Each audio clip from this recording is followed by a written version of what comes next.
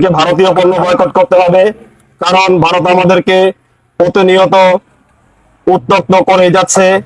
ভারত ইতিমধ্যেই পানি দিয়ে আমাদেরকে তলিয়ে মেরেছে, আমাদেরকে কৃষি সহ বিভিন্ন স্তরে ক্ষতিগ্রস্ত করেছে। ভারত প্রতিনিয়ত সীমান্তে হত্যা করেই যাচ্ছে এবং ভারত আমাদেরকে দেশের মধ্যে অরাজকতা সৃষ্টি করে দেশকে উত্তক্ত করে রাখতেছে।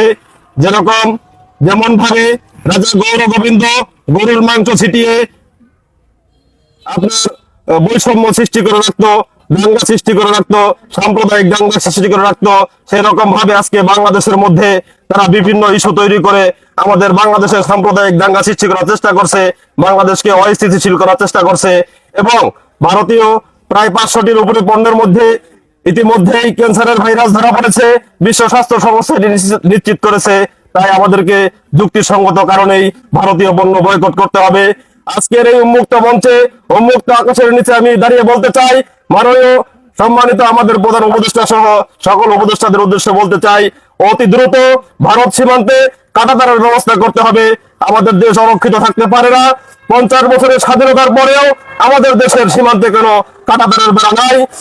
একটা ঘরের মধ্যে যদি আপনি সুকেস আলমারি সোফা সেট রাখেন, কিন্তু সেখানে যদি বেড়া না থাকে, তা কোনোভাবেই সুরক্ষিত নয়। সেই একই রকম ভাবে আমাদের দেশে বহুত মেগা প্রকল্প রয়েছে, অনেক উন্নয়ন রয়েছে, অবকাঠামো রয়েছে, কিন্তু আমাদের সীমান্তে কেন এখনো কাঁটাতার নাই? কাঁটাতার থাকতে হবে, ঠিক কিনা? তাই আমি সম্মানিত বর্তমান অন্তর্বর্তীকালীন সরকারের যারা সংস্কারের দায়িত্বে রয়েছেন তাদের উদ্দেশ্যে বলতে চাই, সীমান্তে অতি দ্রুত, যত দ্রুত সম্ভব কাঁটাতারের ব্যবস্থা করতে হবে এবং বিজিবি আইনকে বাতিল করে একটি সুন্দর সুশৃঙ্খল আইন দিতে হবে, যেন বিজিবি আমাদের সেই বিডিআর এর মতো শক্তিশালী থাকে। বিজিবি আইন সহ আইসিটি আইন করে আমাদের দেশকে একেবারে পঙ্গু করে দিয়েছে।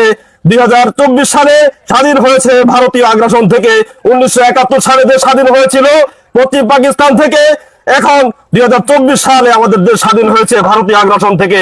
তাই 1971 সালে যেরকম ভাবে পাকিস্তানের সমস্ত আইন বাতিল করা হয়েছিল, ঠিক এমনি ভাবে 2024 সালে স্বাধীনতার পরে সমস্ত ভারতীয় আগ্রাসনী আইন বাতিল করতে হবে, ঠিক কিনা?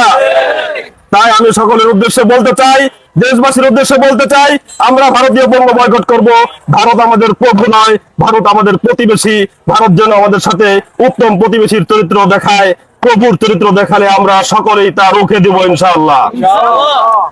আমি আরো স্পষ্ট করে বলতে চাই, পৃথিবীতে সৃষ্টিকর্তা ভৌগোলিক অবস্থান এরকম ভাবে তৈরি করেছেন যেন যেখানে জনসংখ্যা অনুযায়ী সেখানে সেরকম ভাবে শস্য দিয়েছেন।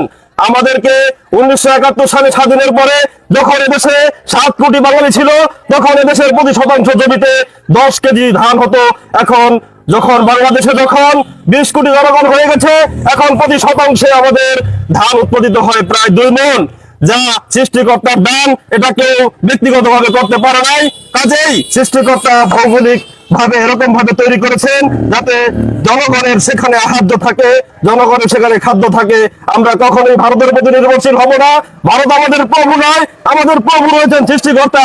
কাজেই আমরা ভারতের কাছে দায়বদ্ধ থাকতে চাই না। সম্মানিত উপস্থিতি, আজকের এই র্যালি থেকে আমরা চিরতরে ভারতের পণ্য বয়কট করব এবং ভারতীয় আগ্রাসন থেকে দূরে থাকব। এই কথা বলেই ভারতীয় আগ্রাসন থেকে আমাদেরকে বেঁচে থাকতে হবে। সেই